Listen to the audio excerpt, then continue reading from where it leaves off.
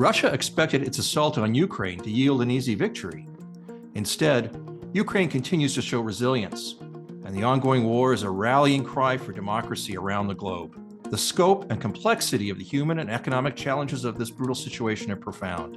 In this new MOVA podcast, Russia expert and CNN consultant Jill Dougherty, who was in Moscow the day of the invasion, will share her thoughts on the war and what Russia and the world may still yet learn from Ukraine. There was a lot of Putin on TV, Putin reading a speech, and then it would turn out that the speech was actually recorded the day before, but played that day as if it were live. And then Putin meeting with women in the airline industry. I remember that thinking, okay, a war is starting, and it started in 2014, but essentially, big conflict is starting. We have an invasion, and Putin is sitting down, drinking tea with beautifully made up women who are in the airline industry. What is wrong with this picture? We'll take a look at the impact the war is having on the entire region, as well as Ukraine's efforts to continue to build its democracy, coming up.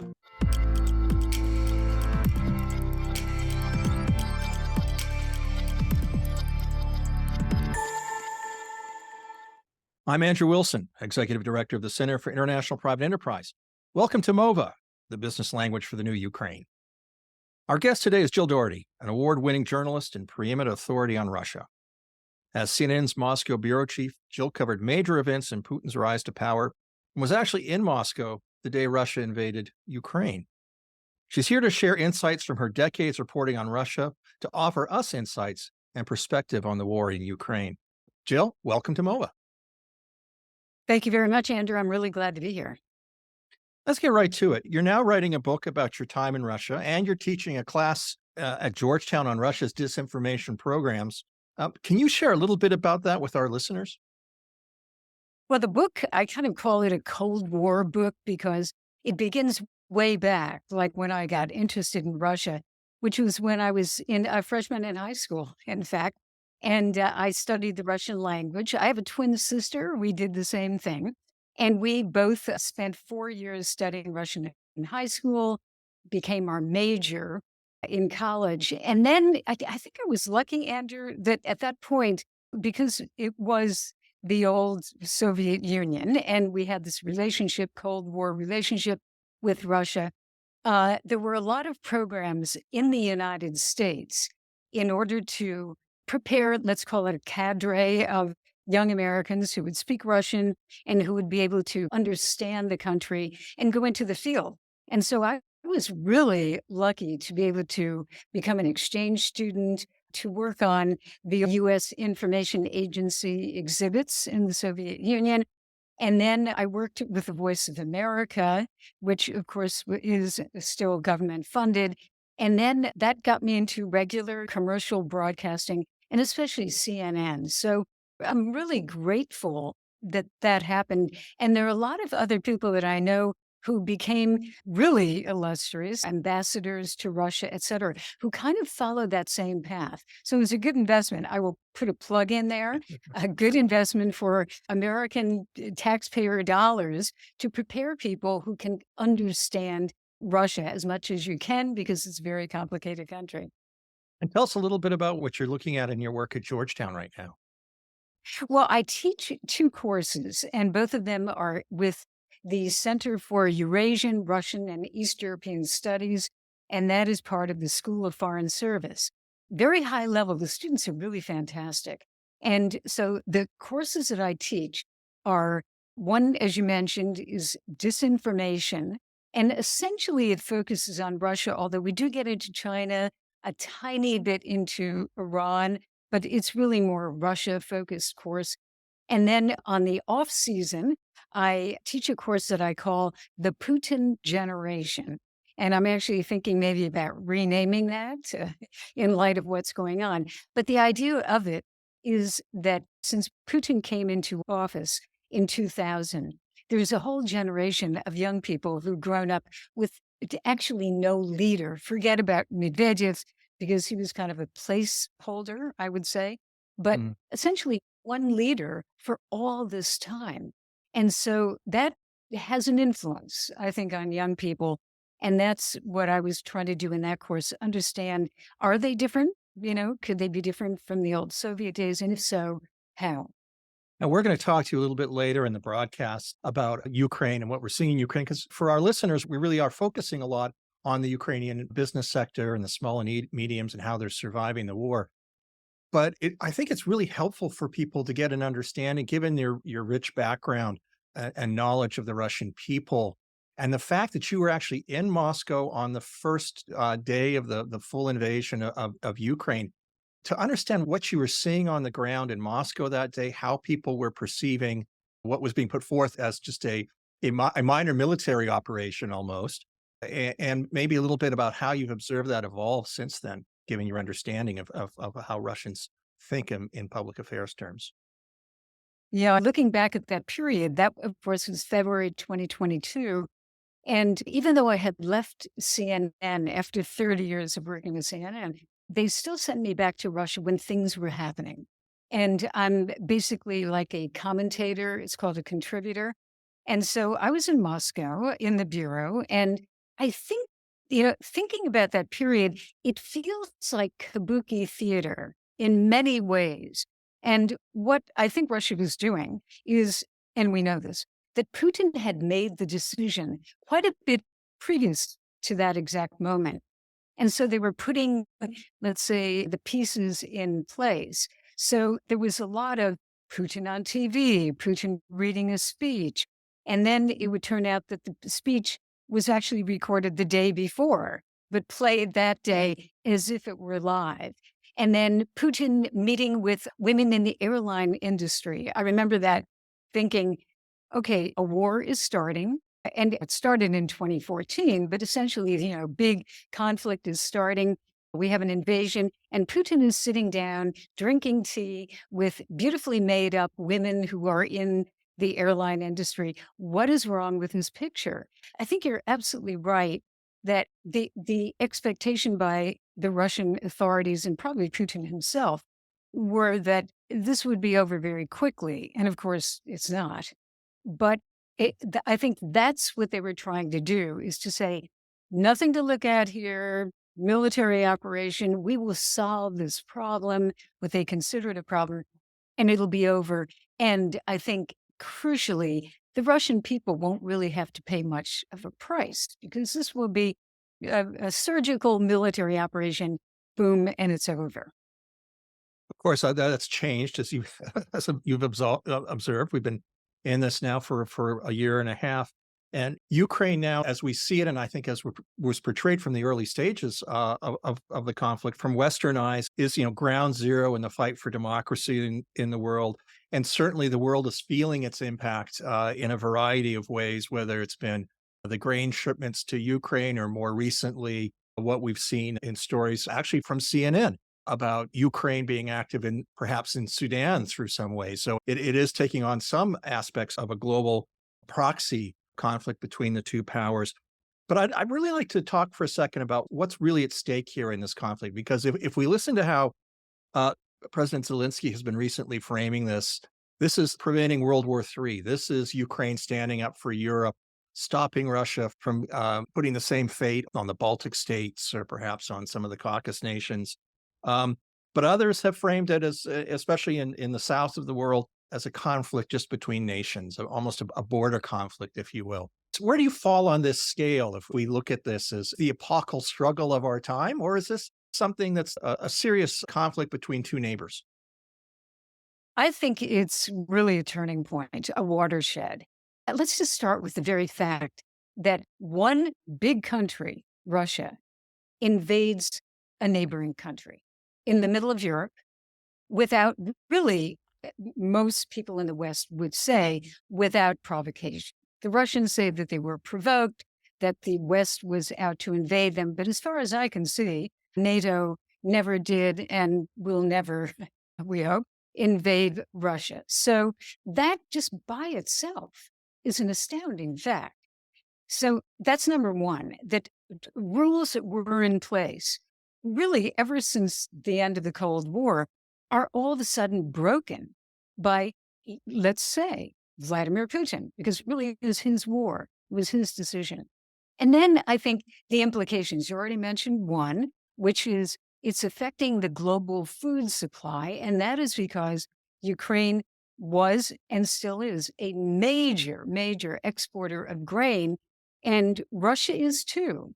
But Russia is shutting down the ability of Ukraine to get its wheat and other grains out of the Black Sea. That's affecting developing countries. Then you have inflation and the results of all of this attack on Ukraine, where supply lines are changing, energy lines are changing. And you have, I think, one of the most striking factors in this is the extent to which NATO has come back to life and really expanded, as we know, with probably two new members. And Russia is facing an enormous, if they thought they had a border with NATO, now they have a much bigger border with NATO, thanks to this war. So I think geopolitically, economically, no question. We didn't even talk about the sanctions that have been imposed, but they're affecting Russia very strongly. We have societal change in Ukraine. I just spent a couple of seconds on this because I think Ukraine was going in that direction of becoming a democratic country with democratic values, trying to get rid of corruption. It's always been a huge problem, trying to help small businesses and get out of the grip of oligarchs. And that has been speeded up by this invasion because the Ukrainians are looking at their country and saying, this really is existential. Everything that we built so far could be destroyed if we are taken over or destroyed by Russia. So there's that factor. And then I think you have to say it's affecting Russia in an extremely negative way. Every time I look, at this point cannot go back. I don't think I would go back to Russia at this point because I wouldn't trust the situation. The 3 Americans actually are being held at this very moment in Russia. But I think the way that we look at what's happening in Ukraine is affecting almost every aspect of our lives right now. Let's take a little look at the Ukrainian private sector for a minute. I think you mentioned the oligarchs, but we have seen in the years just prior to the conflict the beginnings of a real exciting entrepreneurial class within Ukraine, and they certainly are an engine of growth. We've learned that from almost every transitional economy we've looked at in Eastern Europe. When we've looked to where growth has occurred, it has always been from the small and medium enterprises. And to that extent, Ukraine was a bit of a holdover with the facilities and the economic power of the Donbass region, which of course has now been destroyed. And should it ever return to Ukraine, I think there's a real fundamental strategic question there about do you even rebuild it? But take us through your views on sort of the role of the private sector, both today in helping Ukraine address the conflict it's in, but also as its future. You've alluded to it a little bit already.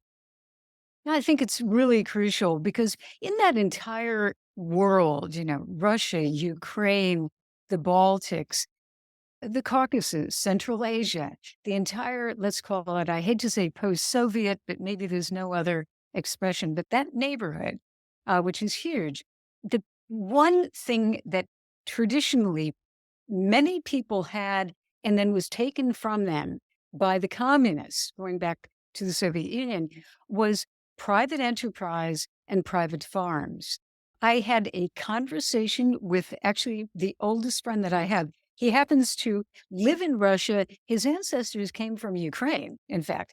We had this conversation. His grandfather was arrested by Stalin and sent to the camps. And guess what his grandfather did? He was a private, pretty well-off farmer. So this is one way that Russians showed their entrepreneurship and Ukrainians and other people in the region. So I really do believe that having somebody build their own business, whatever it is really crucial. Because to do that, you need a legal system that works. You need to be able to write a contract. You need to be able to buy land. You need to be able to hire other people. And then you need to be able to protect that business. All of these things are the institutions of democracy. And every single one of them has been diminished by Vladimir Putin in Russia. And then in Ukraine, not really, let's say, officially by the government, but practically by the rich oligarchs who simply would buy up everything that they could, some of them under the influence of Russia. But that's the malign effect of not having some way of having entrepreneurship and building a life that you want to have. Some people have strategically said that perhaps the fastest way to help Russians build those institutions, those beliefs, is to support Ukraine.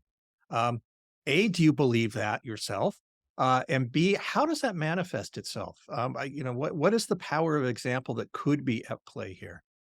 Yeah, Andrew, I really do agree with that. I'd like to think that there could be reform in Russia, but I don't think it's going to happen. All the reforms are being turned around, reversed. So for Ukraine, I do ascribe to that school of thinking, which is if Ukraine can, number one, save itself and survive this horrible assault, and then it can continue to build the democracy that it has been building, that it would be a graphic lesson to civilians in Russia.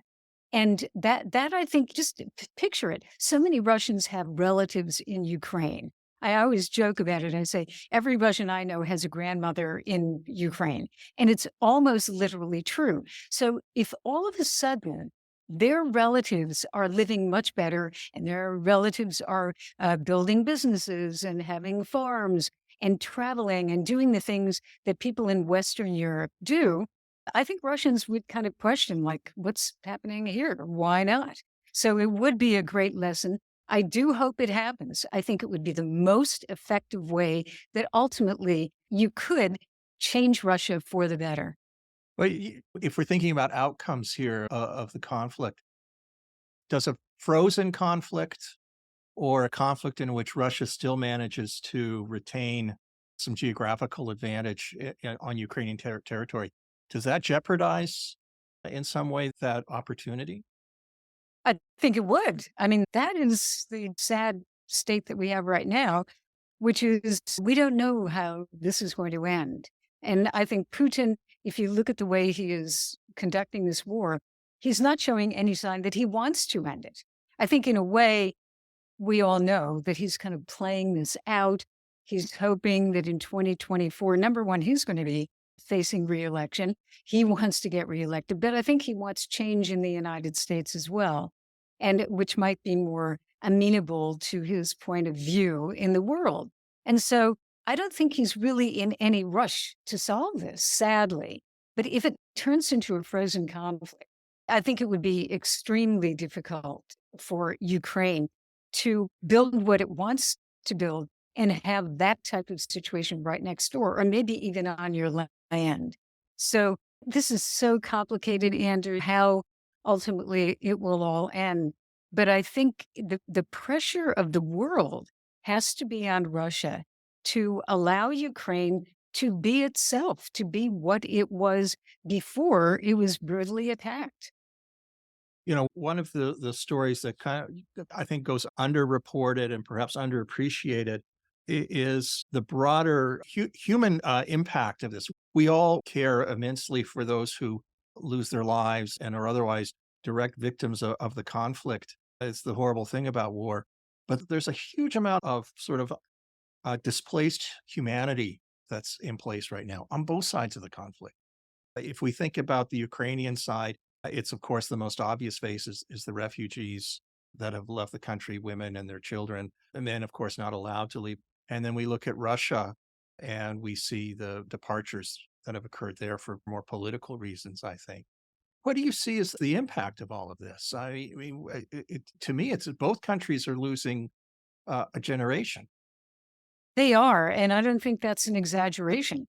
You have to look at the casualties. I mean, Russia is facing way over 200,000 casualties, and that includes dead and wounded. It's probably much higher, but at least that. And I actually just the other day heard the figure, and I think it's probably reliable, of 300,000. And Ukraine about half of that. So 150,000 people in Ukraine.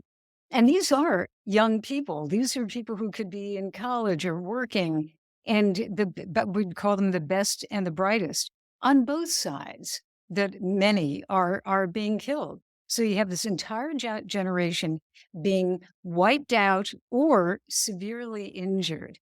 And then you have families separated. So I concentrate a lot on young people. That's the problem in Ukraine, that people have had to flee the fighting, and then the young men are dying, and also young women. There are plenty of women who are fighting as well.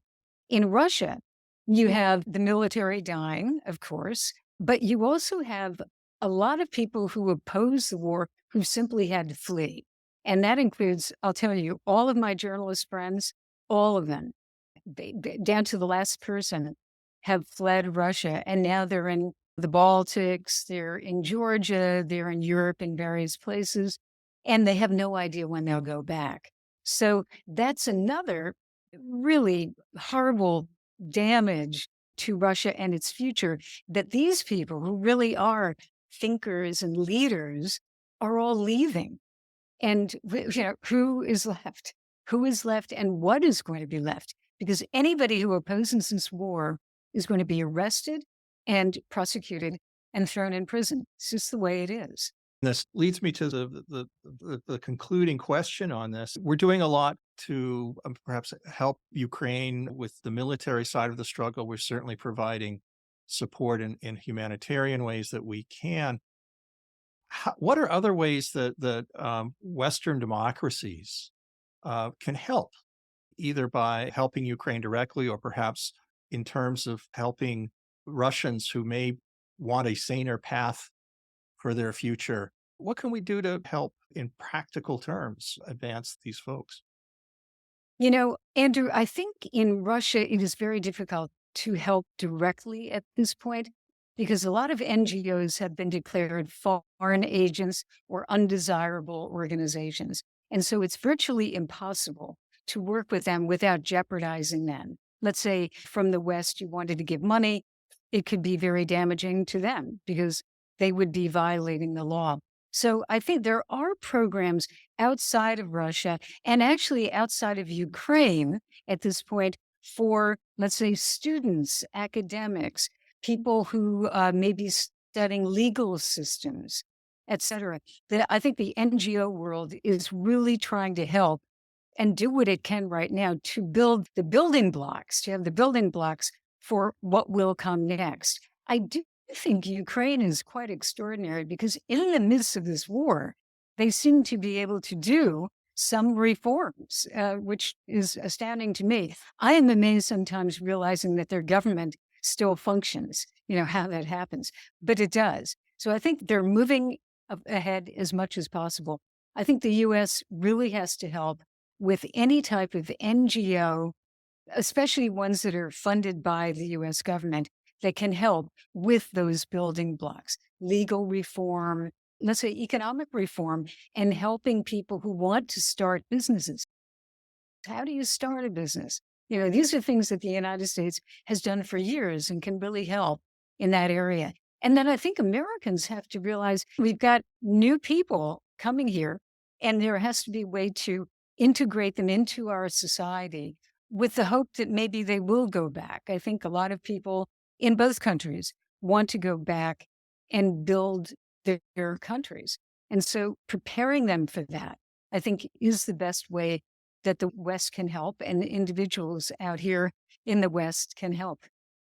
I appreciate the sentiment, and I think what we've seen in our work in Ukraine is the incredible resilience of civil society in both responding to the immediate challenges it's got, but also in terms of finding niches and ways it can support that perhaps the government hasn't identified quickly or doesn't have the resources to do.